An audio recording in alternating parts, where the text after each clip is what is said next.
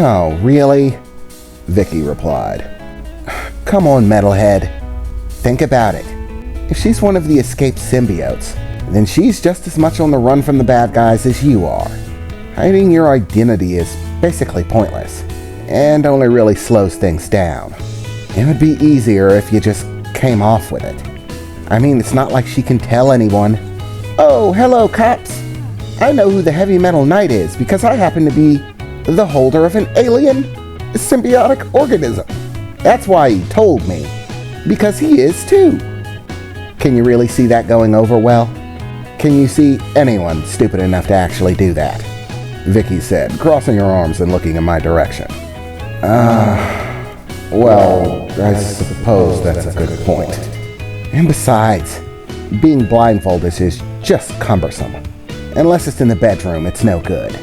Fine, I get it, I said as I focused, breaking down the liquid metal blindfold around Echo's face, allowing her a full view of our surroundings.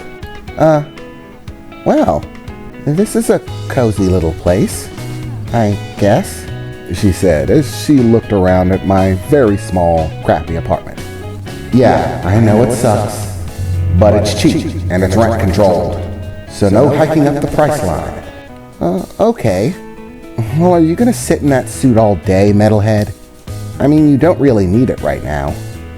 Get comfortable, Vicky said as she plopped down on the sofa, placing down the 6-pack of beer that she brought with her, pulling one off and cracking the top on it, kicking her feet up on the coffee table and making herself comfortable.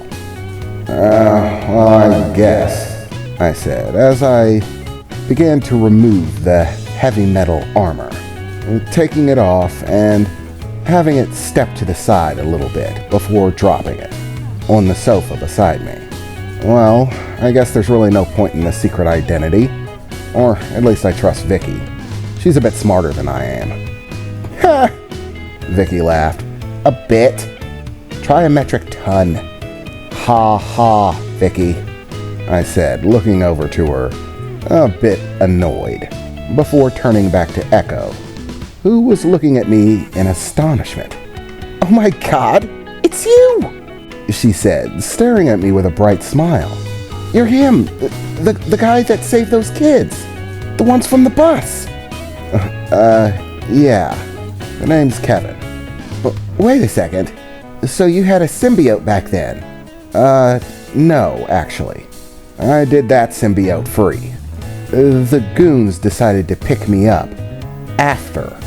And after I had received permanent damage to my arms, that's when I picked up Nylea and became a superhero.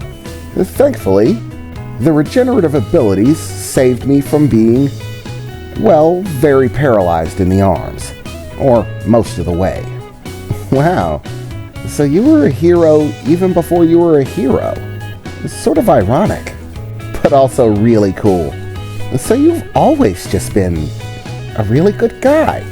I have to say, when I saw you on the news, I was uber impressed. Like, wowza. I totally wanted to meet you. I just had a bunch of stuff going on. You know, I had recently become host to an alien organism. Stuff like that. Kind of complicated my days. But, honestly, I'm actually shocked that I couldn't see it before. I mean, really. You were a hard rocker who saved a bunch of kids, despite the fact that people usually don't think hard rockers are the self-sacrifice type. And then the Heavy Metal Knight shows up. A hero with superpowers who claims to like heavy metal. It's so obvious. Why didn't I think of it? Oh, don't feel too bad about it. Luckily enough, an entire city of people hasn't figured that out. And I'm hoping it stays that way. Well, if you were willing to show me your identity, I suppose it's only fair that I show you mine. But try not to freak out. Freak out? Why would I freak out? Holy crap. Are you famous? Am I, supposed to know you or something? Well, sort of. Just don't spaz out on me, she said, as she raised her hands, lifting the beanie off the top of her head. And I immediately recognized who she was. You have got to be shitting me. No freaking way, I said in stunned amazement. Dude, you want to clue me in? Who is she? You're kidding me, I said, looking over to Ned as he seemed to just look puzzled. Yeah, I'm sort of drawing a blank too. I mean, who is she supposed to be? I don't recognize her. Oh, come on, I said, looking around to both of them. Yeah, actually, I'm a bit offended. You really don't know who I am? Echo replied. Not a clue, Vicky said, taking another drink of her beer. And Ned just shrugged his shoulders. Oh, come on. This is Vicky Voice, I said, extending my hand in her direction.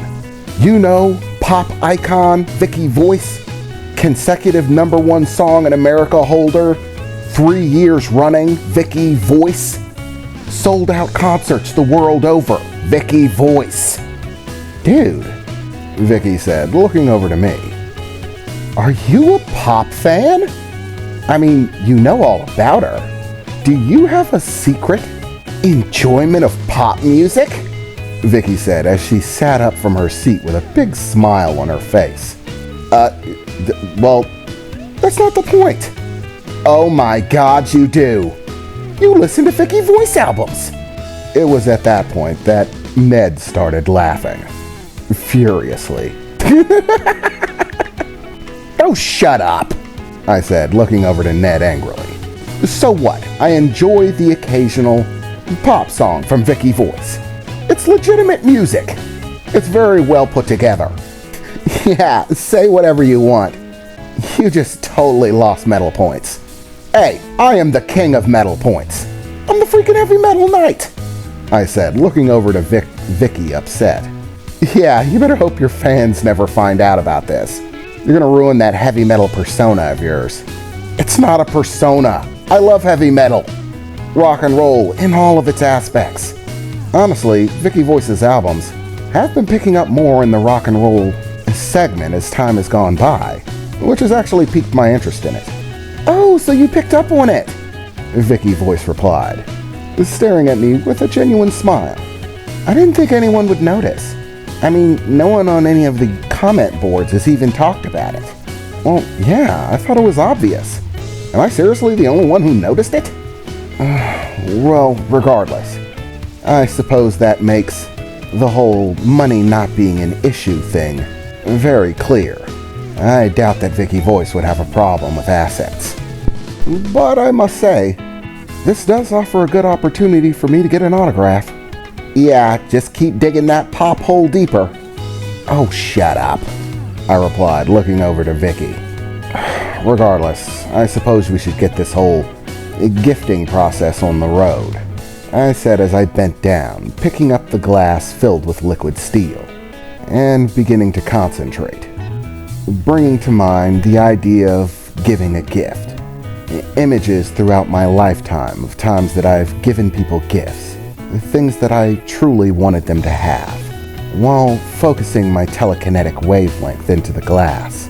And as I did, little vibrations echoed around the inside of the liquid steel in the glass, as slowly there started to seem to be a shimmer, like sparkles in the liquid steel, which continued to build and build until the entire substance looked sparkly, like it was just a big glass of glitter, before finally holding. There, the process seems to be complete, Nylea said. Now just hand her the glass, and she can drink it. Whoa, hold up. I was not included in this part of the process. What are we doing now? At that point, we took a moment to explain it to Vicky, who laughed furiously as I handed the glass to Vicky Voice, aka Echo. Well, you know what the deal is, I said as she clasped the glass in her hands. Oh, I am super not happy about this, she said as She begrudgingly began to tip the glass back, drinking its contents, until all of it was gone. At which point, she put down the glass, looking back up to me with a strange expression. You know, actually, that wasn't that bad. It actually sort of had a sweet taste to it. Really? I don't get any taste at all. I wonder if it's because of the process. Regardless, how long should this take, Nylea? Well, now that she has imbibed the liquid steel, it should take about an hour for it to settle and accumulate her genetic pattern and telekinetic wavelength from the inside. Once it adapts to her, she should be able to call it out. And then... Suddenly, Nylea's voice became exceptionally muffled. In fact, everything seemed muffled. My vision began getting blurry. Things jumping, starting to move exceptionally slowly, but then rocketing into what seemed like fast forward, but only for an instant. My perspective shifting and changing. Light seeming to bend so everything looked distorted. And I got dizzy. And in the moment, I collapsed, completely blacking out. I don't know exactly how long I was out. I only know that I woke up to 3 very concerned faces looking over me. Keven! Keven, are you alright? Dude, talk to me! Ned said, looking down at me. Oh, is this my fault? I didn't mean to do this. Did I do it wrong? Vicky's voice said. No, it has to be something else. Wake up, Keven, Vicky said as I blinked my eyes multiple times. Oh, did someone get the name of that bus? The one that ran me over. Oh, what's wrong with my head? I said as I began to sit back up. Luckily enough, I had fallen onto the couch. Oh, why is my head ringing? It was at that point that I heard Nylea's voice kick back up. Keven, I'm sorry. I should have warned you that this was coming. What are you talking about?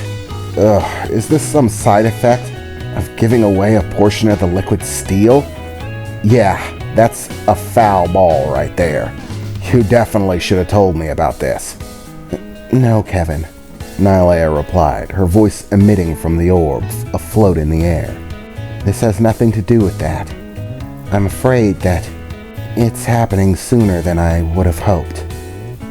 What do you mean it's happening sooner than you would have hoped? What's happening? Well, I'm afraid that my hatchling is... well, he's becoming territorial. What? What are you talking about? I exclaimed, staring up at the steel orb. It's very simple, Keven. I'm going to have to leave. Leave your body. I can no longer sustain what's inside of you. My hatchling won't hear of it. What are you talking about? Why would he kick you out?